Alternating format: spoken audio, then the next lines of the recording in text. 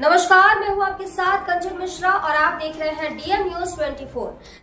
वाराणसी में लगने वाले ज्वेलरी एग्जीबिशन के खिलाफ वाराणसी सराफा एसोसिएशन ने मोर्चा खोल दिया है। जी हां, एग्जीबिशन के नाम पर खुलेआम ज्वेलरी की बिक्री से सराफा कारोबारी नाराज हैं। एसोसिएशन से जुड़े सराफा व्यापारियों का कहना है कि वाराणसी में ज्वेलरी एग्जीबिशन के नाम पर कच्चे बिल से छोटे दुकानदारों को बिना जीएसटी के माल बेचा जाता है, जिसके केंद्र और राज्य दोनों सरकारों को सीधा नुकसान होता है।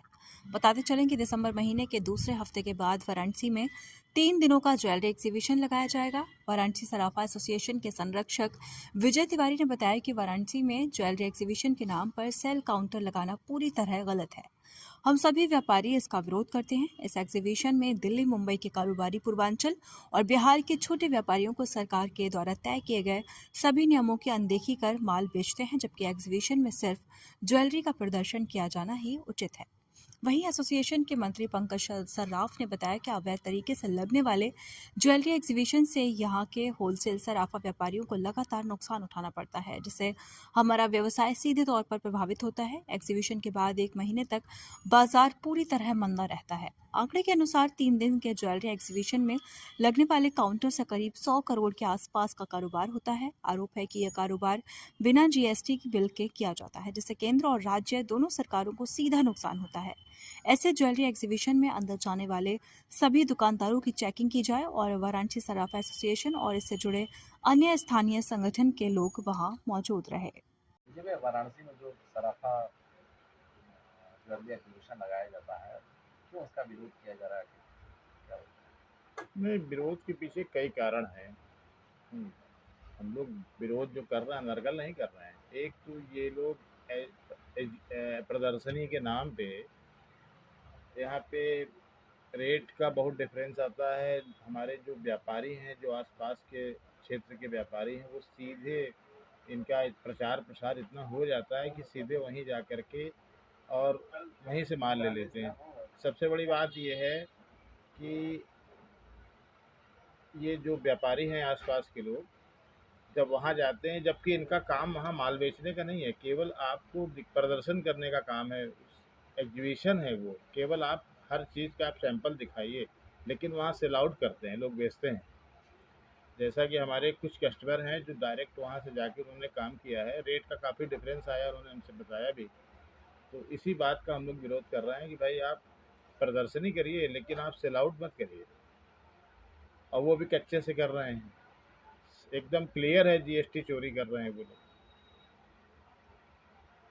मुझे बता दीजिए। मैं पंकज सर्राफ, मंत्री श्री वाराणसी सराफा एसोसिएशन। वाराणसी में जो ज्वेलरी एग्जीबिशन लगाया जा रहा है जी और पहले से लगातार लगते हुए जी जी जी इसका क्यों विरोध किया जा रहा है एसोसिएशन के द्वारा? क्या इससे नुकसान है? इसका विरोध तो इसलिए किया जा रहा है कि इस एग्जीबिशन के लगाने से हमारे व्यापार पर इतना व्यापक प्रभाव पड़ा हुआ है कि जो बाहर के व्यापारी नहीं, कारीगर तबके के लोग आकर एग्जीबिशन में अपना माल ले आकर बेच देते हैं। जबकि एग्जीबिशन का मतलब होता है एक माल को केवल प्रदर्शित करना, एक एक दो दो पीस ले आकर वो दिखाएं और ऑर्डर ले जाएं।